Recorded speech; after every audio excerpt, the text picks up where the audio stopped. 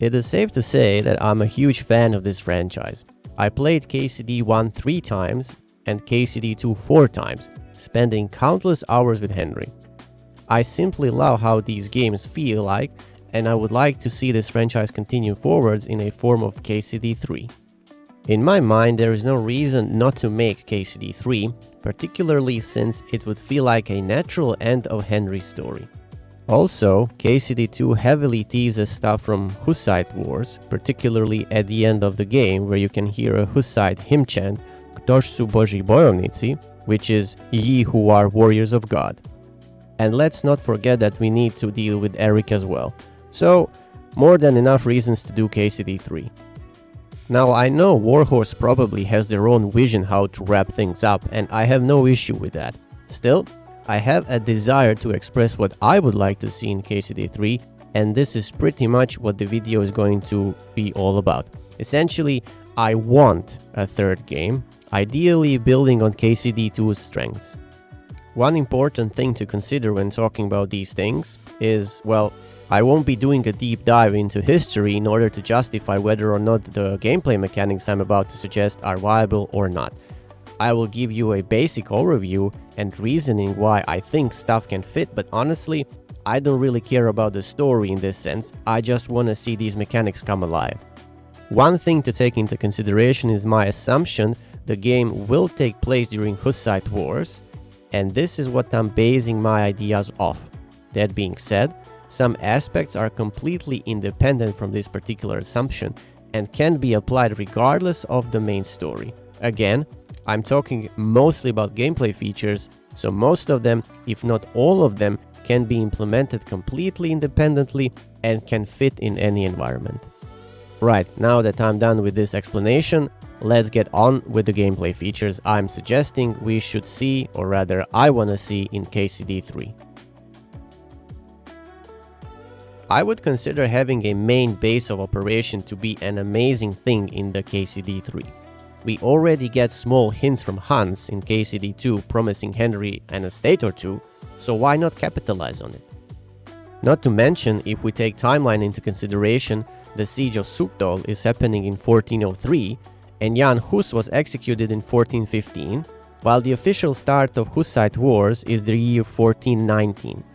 So I would say there is plenty of time for Henry to do stuff in between in order to build some kind of a keep or fort or anything along these lines, but it must have a town attached to it. Or he can take stuff from Radzik after he gets killed in 1416 and then takes over his estates, being his biological son and all that. One of these estates is called Castle Vesele, which Radzik was permitted to build by Wenceslaus, and is located in present-day Hoceradi, or at least that's how I'm pronouncing it. So there are plenty of ways to spin this into the story reasonably believable. I am sure nobody will mind Henry owning an estate or two. So we already have Pribyslavitz from KCD 1 given to us by Sir Divish, as well as the smithy in Kuttenberg from KCD 2, so it's time to fuse these things together and make something like Pribyslavitz 2.0. While in Pribyslavitz we had to choose between different facilities, here we should be able to make all of them. No more smacking your head against the wall and thinking if you want to build bakery or butchery. You want to make both, and you will have an option to construct both. The more, the merrier. It will just be a matter of funds and finding people who will be working there.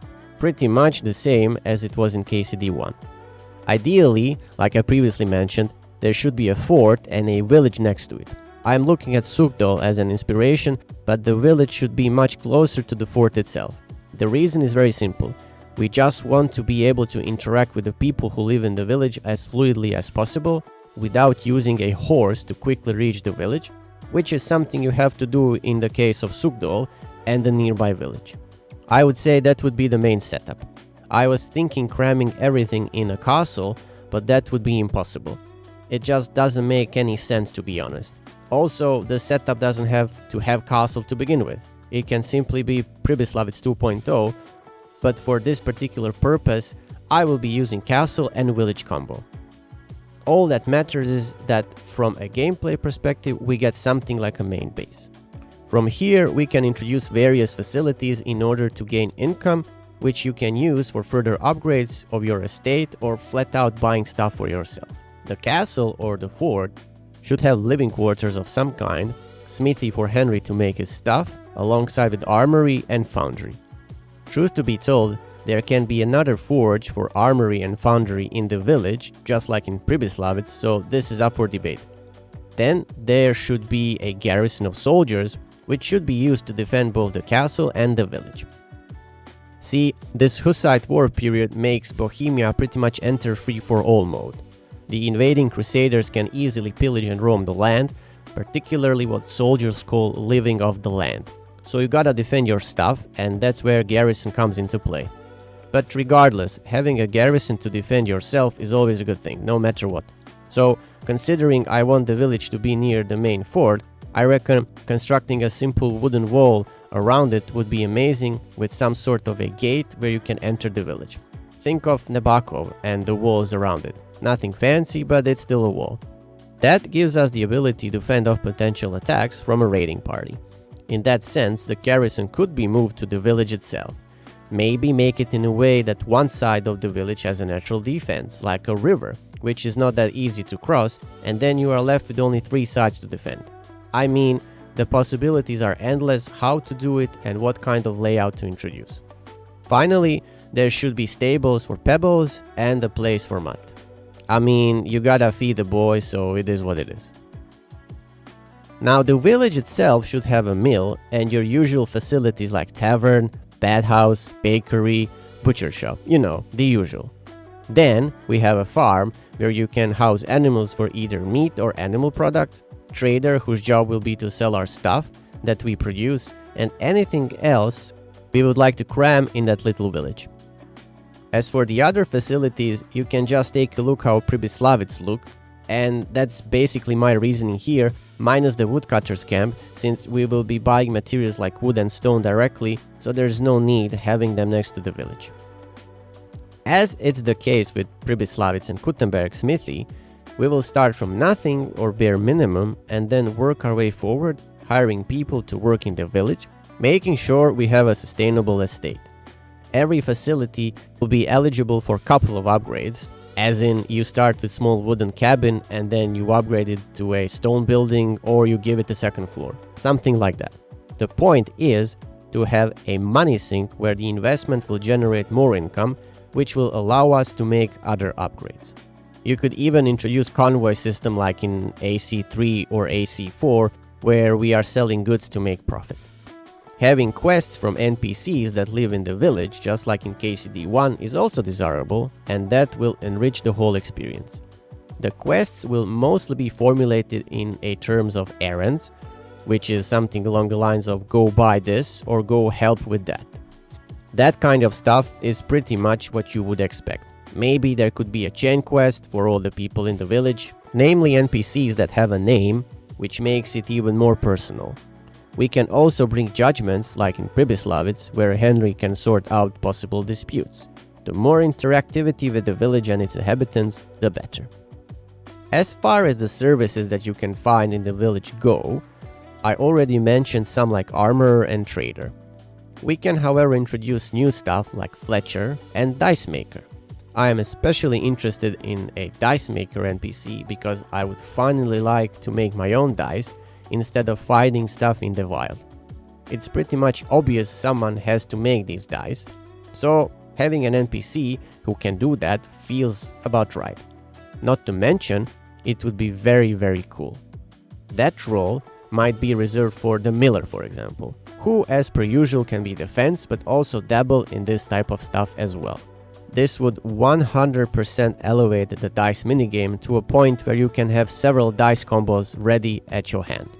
You want a die that rolls only 2s? Well, sure buddy, knock yourself out. One thing that would be a requirement is for Henry to bring the die to the NPC, and then he can kinda reverse engineer it or whatever and start making more of them.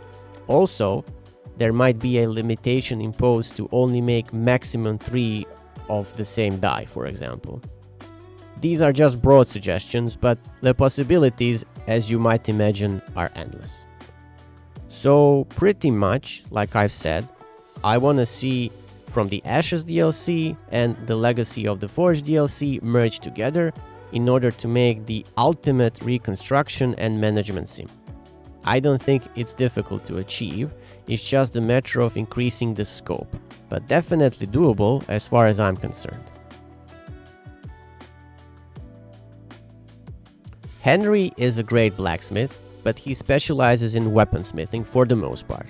So, in order to make armor, he has to hire an armorsmith to make his stuff, just like we did it in KCD2. However, I want to elevate this on a higher level. What I mean by that is more customization. Sure, you can buy armor, that's all nice and fine. You can bring sketches to construct an armor piece, but I want to commission my armorer buddy to make me something that is personalized and not from a sketch. Basically, something what I want. This means choosing the color, details, type of armor, all that good stuff. Yeah, you can find various sketches, sure, but the end design will be my own creation.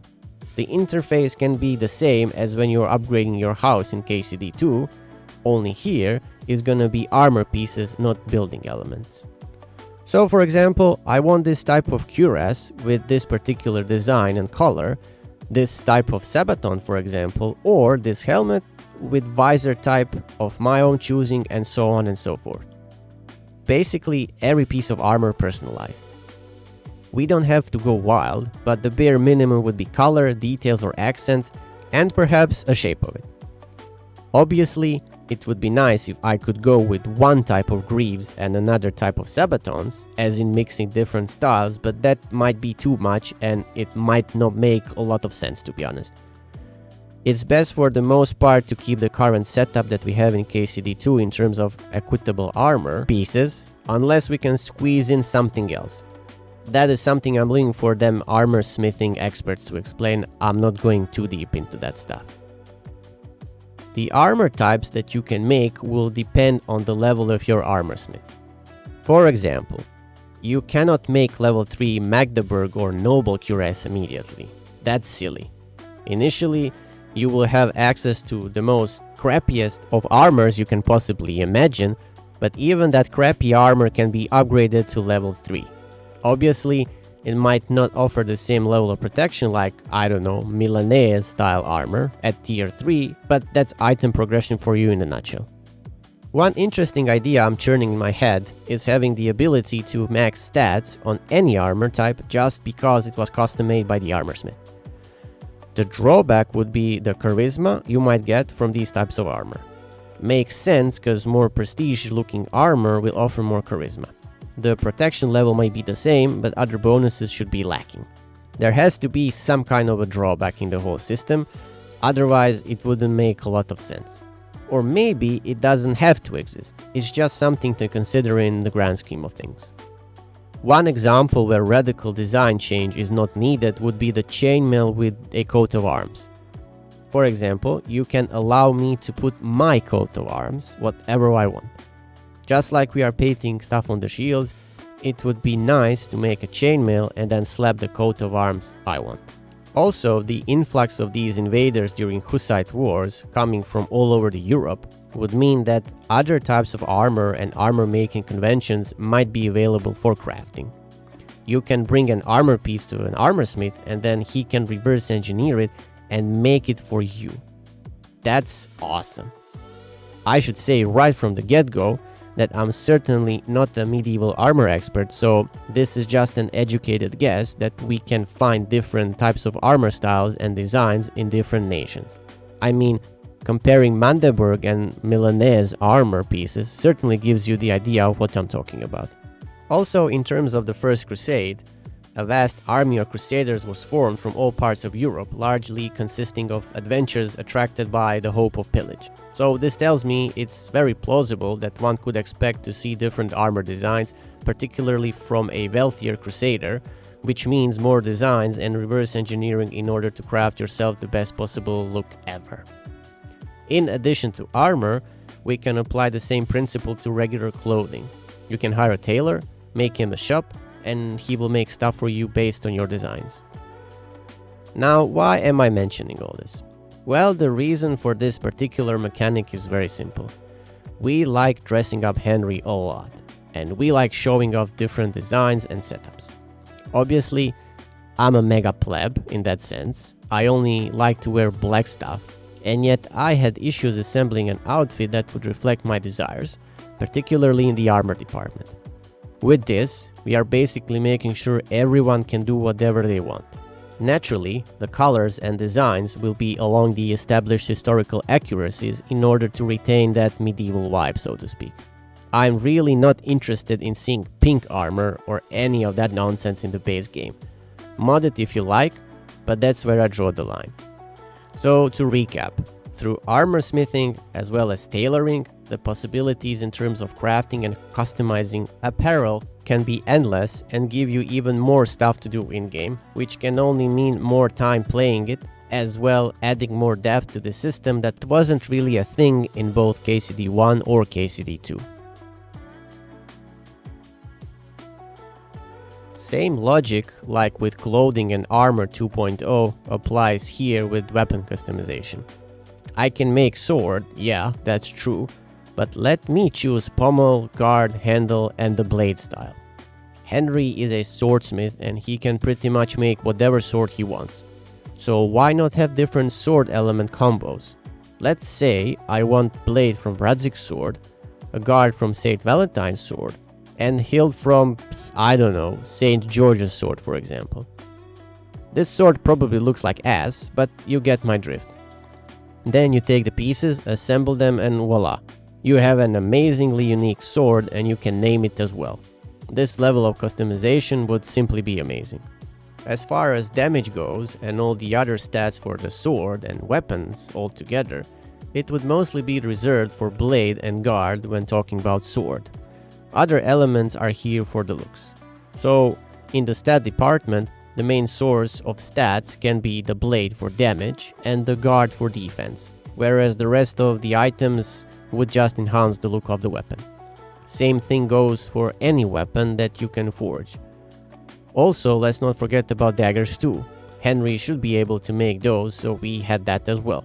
Not to mention, getting all the money from making the customized stuff as well can come in hand. In order to make the sword elements like guards, pommels, and handles, we can use the foundry where we can commission these things. I remember Martin commissioning someone to make guard for Radzig's sword, so the principle is the same. So, weapon customization is basically another level up from the current situation and can add depth to the already established system. Yes, you can just forge stuff from the recipe, but if you wanna have fun, why not?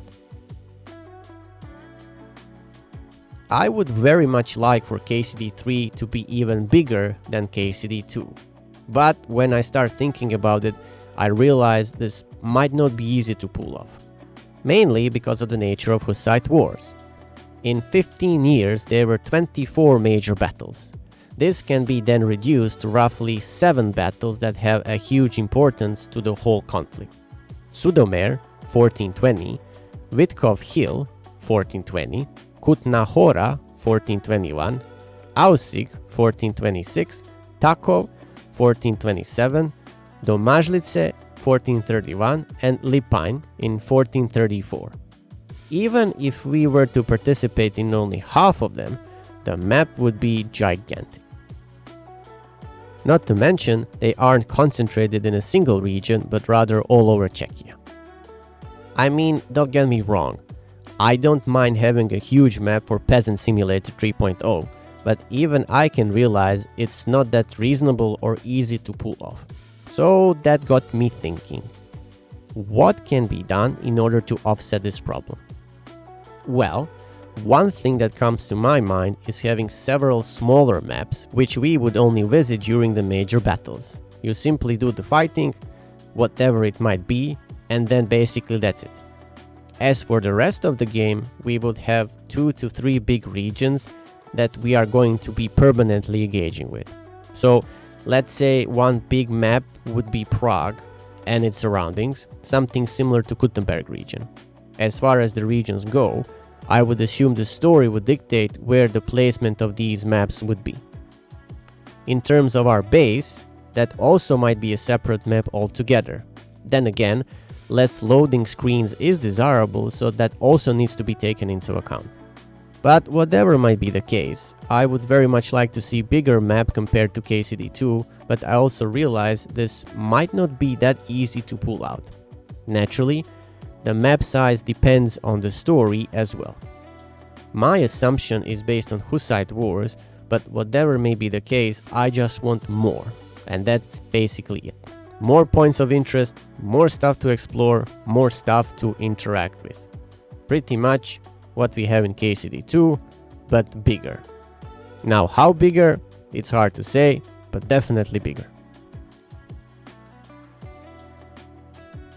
It's no secret mounted combat needs improvement. The stuff that you can do is fairly basic, and it doesn't do justice to the abilities and possibilities of a mounted knight in combat. It feels clunky or semi-viable at best when the right conditions have been established. Let me elaborate a bit. The most fundamental issue, as far as I'm concerned, is broken interaction between speed, hit detection, and enemy AI. Enemies can unrealistically track, slide forward, or hit you even after a mounted pass, while successful strikes frequently fail to register. Instead of rewarding momentum and positioning, the system punishes aggression by abruptly stopping the horse or triggering instant dismounts from seemingly minor or unclear contact.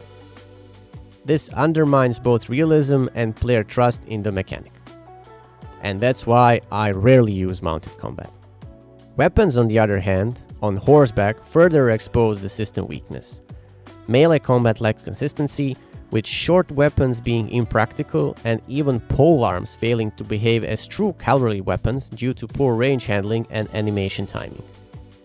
As a result, mounted melee rarely feels viable, pushing you towards range weapons as the only dependable option.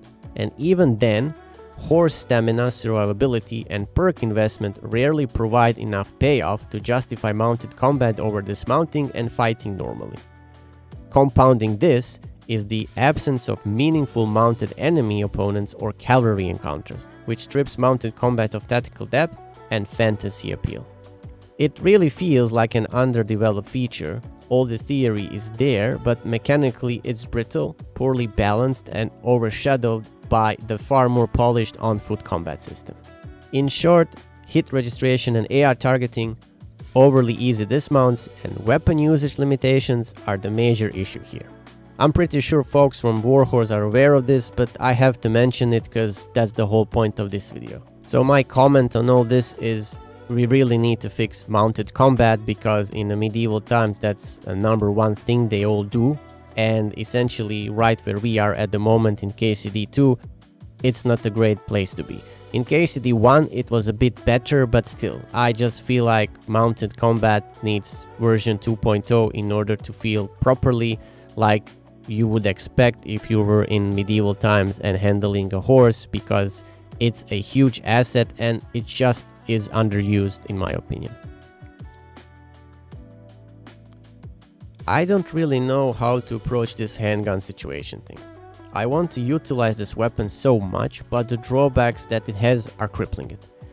They are hard to aim and too long to reload, and they are very situational. Like I mentioned in my Royal Edition review, the next best thing would be to find an archery range where they can use handguns only and let us practice so we can get better with the weapon. Other than that, I don't really have anything smart to say. Also, historically speaking, there might be some other versions of these weapons that might contribute to the improvement of the whole thing, but I don't really want to dig that deep into history. Suffice to say, these weapons did become extremely important, particularly with the utilization of wagon forts, but what level of improvement did they experience, I cannot really say. Or there wasn't any level of improvement to consider. Best case scenario is just practice, and more practice, until you as a player can reliably hit what you are aiming for. And that's about it. That's the only thing I can say about guns. Given the nature of the war, raids were pretty much a common thing as a form of harassment against enemies. I view them as some kind of guerrilla warfare. In that sense, raids should be a gameplay mechanic. Henry and his buddies can attack enemy encampments head-on in some sort of a glorious charge where you can use heavy cavalry to wipe out the enemy, or you can go solo during the night and take care of them in that fashion. Whatever might be the approach, the result is the same. Wipe the invaders, loot their stuff, and go home with the spoils. These camps should be placed randomly all over the map, and once you are aware of them, you have an option to either exterminate them immediately or wait till it grows in size for better reward. You will have more issues handling the camp, but you get to walk with the fat purse at the end. Think about this in terms of Opatovic for bigger camp, or on a smaller scale Andrew Ramhead's camp northeast of Rabosh in KCD2. While being the attacker is great, you might end up on the receiving end as well. Let's be real, your village setup will attract attention, but some of it might not be the one that is on a positive note. In that sense, I would be interested in defending a base, as in your castle and your village, from a raid. Let's say that the first raid that happens catches you off guard, and you end up losing a building or two, getting burned down and all that stuff.